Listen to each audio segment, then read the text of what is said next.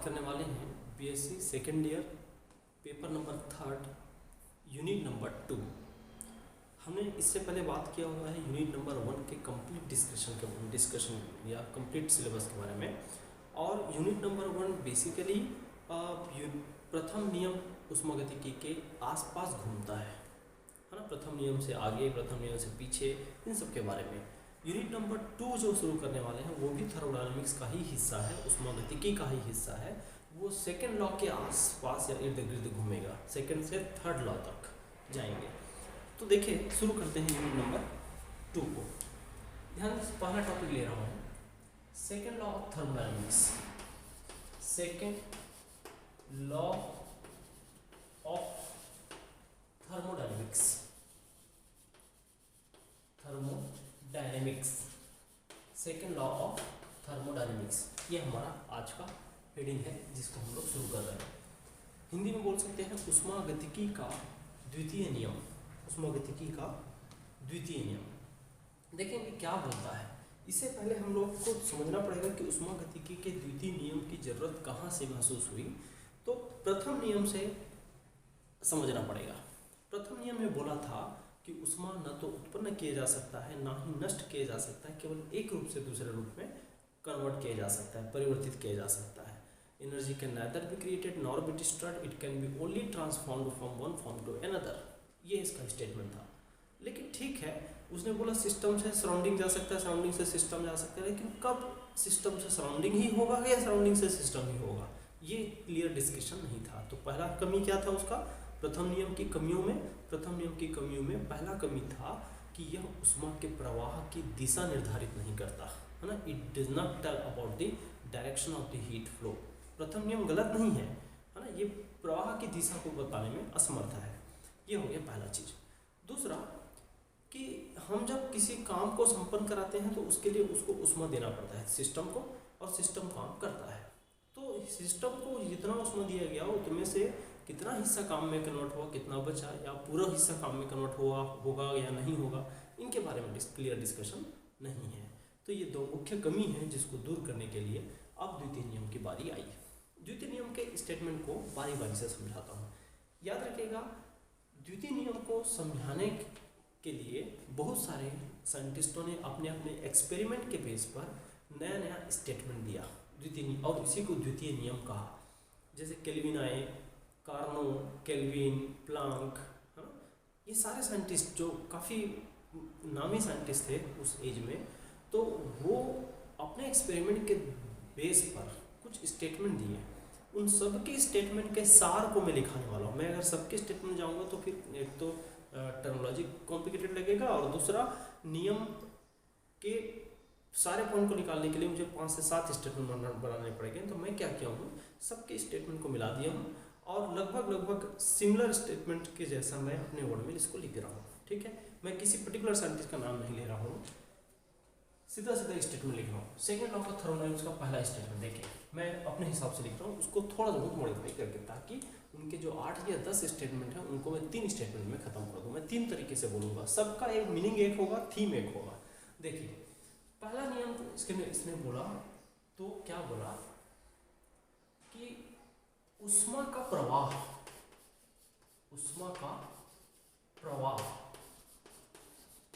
Heat flow हमेशा गर्म भाग से ठंडे भाग की ओर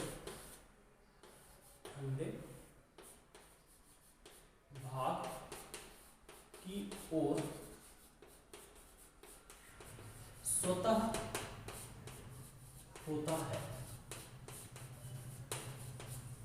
होता है। गर्म भाग से ठंडे भाग की ओर स्वतः होता है ना। इंग्लिश में क्या लिख सकता हूँ कि हीट फ्लो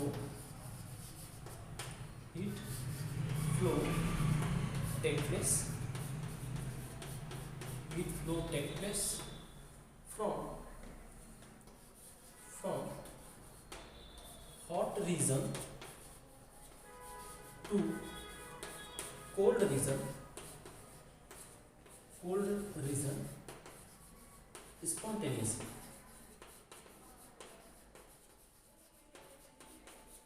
ये इसका पहला स्टेटमेंट है। क्या मतलब हुआ इस बात का, समझे एग्जाम्पल से कि मान लो ये कोई रॉड है, लोहे का रॉड है, इस किनारे पर मैंने इसमें मोमबत्ती का ऐसा लौ को लगा दिया है, ठीक है।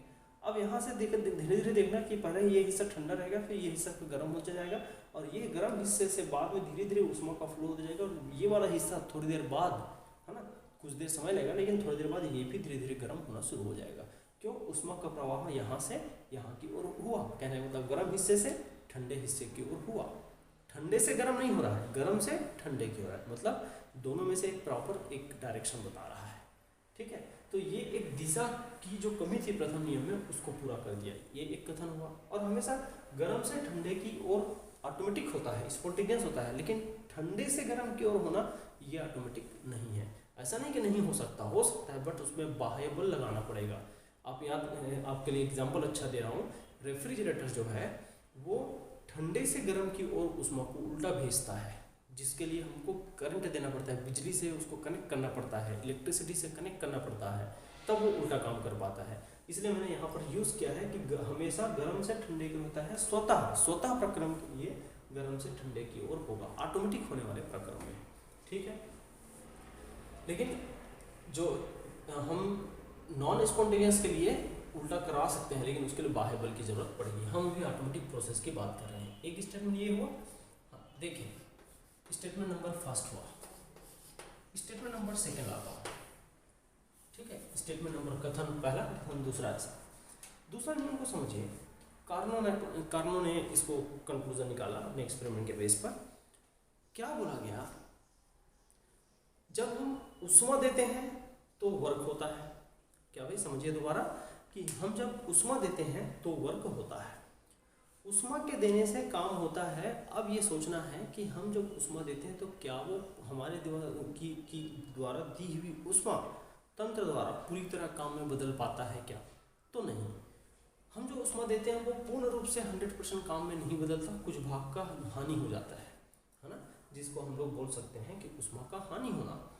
अब ऐसा कोई इंजन नहीं है, ऐसा कोई सिस्टम नहीं है, सिस्टम को ऑपरेट करने वाला ऐसा कोई इंस्ट्रूमेंट नहीं है जो 100% अब ली हुई ऊष्मा को कार्य में बदल दे। ऐसा कोई इंजन नहीं है। फॉर एग्जांपल, हमने करंट दिया किसी फैन को, पंखे को, और हमने चाहा कि वो पंखा घूमे, लेकिन याद रखिएगा जितना एनर्जी आप दिए हैं पूरा का पूरा पंखा को घुमाने में यूज़ नहीं हुआ है। कुछ वायर को गर्म किया, कुछ बॉडी पार्ट्स को गर्म किया, है ना, और कुछ हो सकता है बहुत सारे खपत वहाँ पर हो रहे हैं, उस जितने भी पार्ट्स से वो करंट गुजर रहा है उतने पार्ट्स में वो कुछ रेजिस्टेंस के कारण ख़त्म हो रहा है। कहने का मतलब ये है पूर्ण रूप से ऊर्जा उस काम के लिए यूज़ नहीं हो रहा है, ठीक है। दूसरा एग्जांपल, हम अगर गैस का सिलेंडर जलाते हैं और खाना बनाते हैं, तो खाना बनाने में चावल को पकाना हमारा मुख्य उद्देश्य है, लेकिन बर्तन को गर्म करना हमारा मुख्य उद्देश्य नहीं था। लेकिन आपको पता है बिना बर्तन गर्म किए खाना नहीं पक सकता। इसका मतलब एक बर्तन गर्म करने में जो ऊष्मा जा रही है वो ऊष्मा क्या है, काम में नहीं आ रहा है। काम क्या हो रहा है, खाना पकने के लिए हमको पानी को भी गर्म करना पड़ेगा और बर्तन को भी गर्म करना पड़ेगा। तो ये बर्तन गर्म करना, पानी गर्म करना, ये मुख्य काम नहीं है। मुख्य काम था चावल को पकाना। तो चावल पकाने में जो ऊर्जा लग रहा है वही ऊर्जा उपयोग हुआ है एक्चुअल काम में, बाकी जो ऊर्जा है वो हानि हो गया। तो ऐसा कोई भी एग्जाम्पल नहीं है जिसमें ऊष्मा पूर्ण रूप से काम में बदल जाए, एक भी % का हानि ना हो, ऐसा कोई एग्जाम्पल नहीं है। और इन शॉर्ट ऐसा कोई मशीन नहीं है जो ये काम करता हो। तो उसी को बोला गया है कि ऊष्मा ऊर्जा को, ध्यान दें, ऊष्मा ऊर्जा को पूर्णतः कार्य में बदलना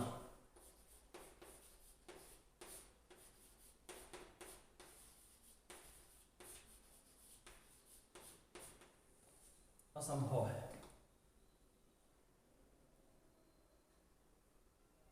कार्य में बदलना या कार्य बदलने वाला कोई इंजन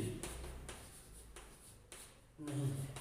ये आपने अपने शब्दों में लिख सकते हैं, है ना। It is impossible to convert heat into equivalent amount of work, ठीक है। कि उष्मा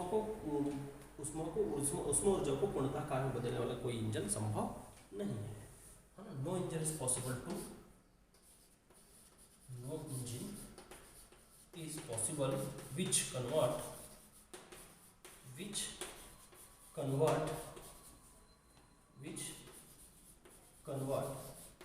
heat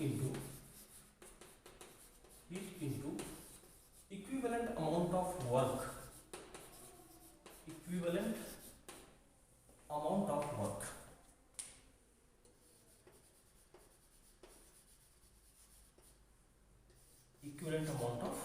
work ये लीजिए, ये इंग्लिश में हो गया। एक तीसरा स्टेटमेंट, तीसरा को भी समझिएगा बारीकी से। क्या हो रहा है, हमने किसी सिस्टम किसी तंत्र को उष्मा दिया, इस उष्मा से कुछ काम हुआ और कुछ हानि हो गया, है ना, हानि हो गया। गर्म से ठंडे के भाग की ओर उष्मा का प्रवाह किए, इसको गर्म भाग बोल सकते हैं, इसको ठंडे भाग बोल सकते हैं। तो गर्म से ठंडे भाग की ओर उष्मा का प्रवाह किए, ये पहला नियम बोल रहा है। फिर उसके बाद उष्मा का कुछ भाग वर्क में बदल गया, कुछ भाग नुकसान हो गया। नुकसान जो हुआ वो क्या कर सकता है, वो एंट्रोपी क्रिएट करता है। और एंट्रोपी क्रिएट करने का मतलब ये है, जो काम में लग गया वो तो खपत हो गया, जो बच गया वो वातावरण में फैल गया। तो वो ऊर्जा क्या करेगा, वो ऊर्जा अस्त व्यस्तता क्रिएट करेगा, है ना, क्योंकि यूज़ नहीं है, यूज़ वेस्ट ऊर्जा है। तो वेस्ट ऊर्जा जाएगा कहीं भी तो वहाँ के इन्वायरमेंट को नुकसान पहुँचाएगा, अस्त व्यस्त करेगा, एंट्रोपी बढ़ाएगा। तो एंट्रोपी बढ़ाता है। और दुनिया के ऐसा कोई प्रकरण नहीं है जिसमें ऊर्जा की हानि ना हो।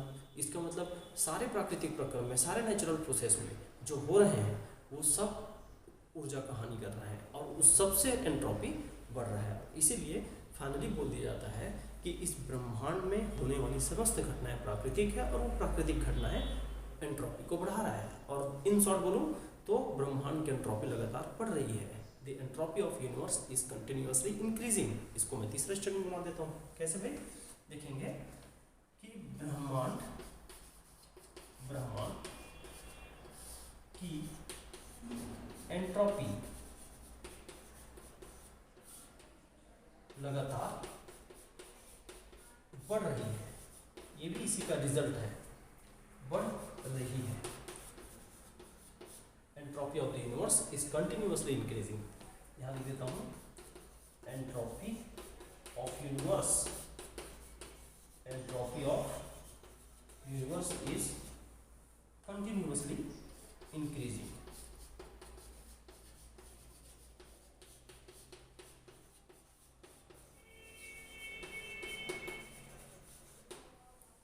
Continuously increasing. ये तीन मुख्य स्टेटमेंट मैंने बनाया है, ठीक है। मैंने 5 से 10 स्टेटमेंट पढ़ा और उनके बीच का जो मुझे सार लगा, उन सार को 3 स्टेटमेंट में समा दिया हूँ। तो उष्मा के प्रवाह की दिशा, फिर उष्मा का कार्य में बदलाव और फिर एंट्रोपी, यहाँ तक पहुँचे। तो मतलब ये द्वितीय नियम हमको 3 चीज़ों के बारे में बता रहा है, ठीक है भाई। अब इस पर एक बहुत अच्छा प्रयोग हुआ। कार्नो ने एक ऐसा इंजन कल्पनात्मक रूप से सोचा जिसमें ऊर्जा देकर काम करवाया जाए। तो वो फिर उस उष्मा देकर काम कराने के प्रोसेस में कितना उष्मा दिया गया, कितना काम दिया गया, कहने का मतलब कार्नो इंजन की दक्षता का एक सूत्र स्थापित किया गया, फॉर्मूला स्टेबलाइज किया गया और उस फॉर्मूला से पता लगाया गया कि उष्मा का प्रवाह कैसा होता है, कितना काम में बदलता है, कितना नुकसान होता है, और फिर उसी नुकसान वाले से बाद में एंट्रोपी का परिभाषा निकाला गया। तो ये हम लोग धीरे धीरे बात करेंगे। तो प्रथम नियम की कमी को मैं शब्दों में बोल दिया हूँ, वो भी एक क्वेश्चन बनाता है। तो और द्वितीय नियम से शुरुआत किया हूँ, उसका कमी ये द्वितीय नियम, ठीक है। तो इतने पहले नोट करिए, फिर मैं कारणों वाले पार्ट में चलता हूँ। देखिए मैंने एक साथ 3 हेडिंग दिया है, सब में कार्नो शब्द जुड़ा हुआ है। कार्नो इंजन, कार्नो चक्र और कार्नो प्रमेय। तीनों को एक दूसरे से रिलेट कैसे करें, तो पहले तो समझते हैं तीनों क्या है। ये कार्नो इंजन क्या है, इंजन की दक्षता को मैक्सिमम रखते हुए एक हाइपोथेटिकल इंजन सोचा गया। कार्नो ने ऐसा काम किया, इसलिए उसका नाम कार्नो इंजन है। क्या है, थोड़ी देर बाद सोचेंगे। कार्नो इंजन में एक प्रोसेस चलाया गया, साइक्लिक प्रोसेस। तो उस पूरे प्रोसेस के झुंड को प्रोसेस के कॉम्बिनेशन को कार्नो साइकिल कहा जाता है। फिर उससे दक्षता का एक सूत्र निकला, फॉर्मूला निकला। उस फॉर्मूला में खास चीज़ देखा गया, उस फॉर्मूला से जो कंक्लूजन निष्कर्ष निकला, उस निष्कर्ष को कार्नो थ्योरम कहा जाता है। दक्षता का सूत्र और उसका निष्कर्ष, ये दोनों थ्योरम कहलाएगा, कार्नो थ्योरम। तो कार्नो इंजन में कार्नो चक्र हुआ, कार्नो चक्र से जो एक्सप्रेशन निकला या फॉर्मूला निकला दक्षता का, उस दक्षता से जो निष्कर्ष निकला वो कार्नो थ्योरम कहलाता है। तो तीनों एक दूसरे से जुड़ा हुआ है, इसलिए तीनों को एक साथ लिखा गया है। ठीक है, जरा समझिए। पहले मैं कार्नो इंजन और कार्नो प्रमेय एक साथ ले लेता हूँ। कार्नो इंजन और कार्नो प्रमेय को एक साथ ले लेता हूँ। कार्नो साइकिल थोड़ा बड़ा है, उसको लास्ट हम कर लेंगे, है ना भाई। देखें, कार्नो इंजन, सबसे पहले कार्नो इंजन के बारे में बात करते हैं। कार्नो इंजन, कार्नो इंजन एक ऐसा सिस्टम तैयार किया गया कार्नो इंजन में जिसमें एक पार्ट को एनर्जी का सोर्स लिया गया। इसके टेम्परेचर को T, ऐसा सब्सक्रिप्ट में TH लिख देता हूँ, H फॉर हीट, है ना, हीटेड या गर्म हिस्सा। और ये एनर्जी किसको दिया? एक इंजन को दिया। इंजन को ऐसे सर्कुलर पार्ट से शो कर रहा हूँ, ये हो गया इंजन, कार्नो इंजन। ओके, फिर इस इंजन से ऊष्मा को यहाँ से देखो, इंजन काम करेगा तो वर्क वाले पार्ट को यहाँ शो कर रहा हूँ। वर्क हमेशा एरो उल्टा होता है, हीट ऐसे मिलेगा, ये मान लो QH है, इतना हीट मिला, उसमें से इतना वर्क किया और जो बच गया वो QC है, C फॉर कोल्ड। और यहाँ का जो टेम्परेचर है उसको इस वाले भाग को बोला गया सिंक, और सिंक का टेम्परेचर हमने रखा TC। और ये कंडीशन याद रखना, यहाँ पर TH हमेशा बड़ा होना चाहिए TC से, तब ये नियम काम करेगा। इसमें द्वितीय नियम कैसे अप्लाई हो रहा है वो भी सोचेंगे। इस डायग्रामेटिक पोर्शन को हम यहाँ पर कार्नो इंजन का एसेसरीज के साथ दिखाया गया। ये इंजन है, ये उसका सोर्स, ये इसका सिंक, इतना हिस्सा बना के दिखाया गया है। तो अब देखें, कार्नो इंजन में आपको इंजन के आगे और पीछे दो और सपोर्टिव पार्ट दिखाई दे रहा है। ऊपर वाले हिस्से को मैंने लिखा है सोर्स। सोर्स मतलब ये ऊर्जा का स्रोत है, इससे हम जितना चाहे ऊर्जा ले सकते हैं। एक दूसरा है सिंक। सिंक, ये ऊर्जा बच जाता है वो डंप करने का काम आ रहा है। सिंक मतलब वही है ना, तो डंप करने का काम आ रहा है, तो डंप कर दे मतलब उसको डाल दिए हैं। अब ये बीच में देखो वर्क है, वर्क का डायरेक्शन इस एरो के और ऐसे बाहर क्यों लगाया हूँ, हमेशा ऊर्जा लिया जाता है तो work done by the system होता है, तो बाय दी सिस्टम दिखाने के लिए ऐसे बाहर की ओर एरो दिखा दिया गया है। अब एक आता है इस इंजन की दक्षता, इंजन की दक्षता जिसको बोलते हैं एफिशिएंसी। एफिशिएंसी, इंजन की दक्षता बोलूं या एफिशिएंसी बोलूं। एफिशिएंसी, दक्षता, इसको हम लोग ईटा से शो करते हैं। ये ईटा क्या बताता है उसको देखें। ये ईटा हमको बताता है कि ये इंजन कितना दक्ष है, कितना कैपेबल है, कितना प्रभावी है अपने काम को करने के लिए। इंजन का काम क्या है? ये इंजन। अब दक्षता का क्या मतलब हुआ? दक्षता का मतलब हुआ कि भाई कोई इंजन कितना दक्ष है, कितना प्रबल है काम करने के लिए, उसको कैसे समझा जाएगा? उसको इस प्रकार से समझा जाएगा कि कितना उसने ऊर्जा लिया और उसके बदले उसने कितना काम किया। जितना ऊर्जा लेके वो जितना ज़्यादा से ज़्यादा काम करेगा, है ना, कोई भी मात्रा ऊर्जा ले, उससे वो जितना ज़्यादा उसको काम में बदल पाएगा, वो इंजन उतना ही अच्छा, उतना ही दक्ष कहलाएगा। तो इसका जो दक्षता का जो मीनिंग है वो क्या होगा? वर्क, है ना, काम, और हीट अब्जॉर्ब्ड। अब्जॉर्ब कितना, कौन सा हीट किया है? QH को अब्जॉर्ब किया है, तो QH, ये इसका दक्षता का सामान्य सूत्र है।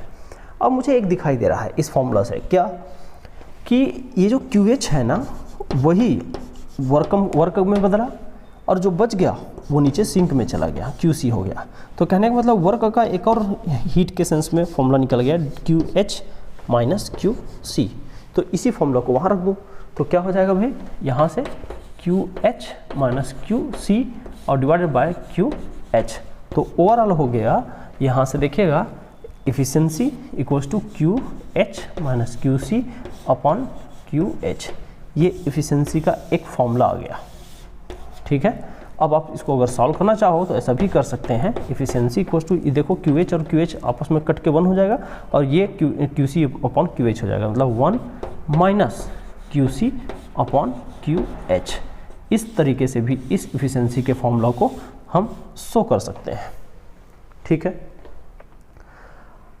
बाद में पता चलेगा, बाद में कार्नोट चक्र के बाद पता चलेगा कि इफिशिएंसी को हम लोग टेम्परेचर भी रख सकते हैं। जहाँ जहाँ Q है ना, वहाँ वहाँ टेम्परेचर रख देंगे तो भी वही आंसर आता है।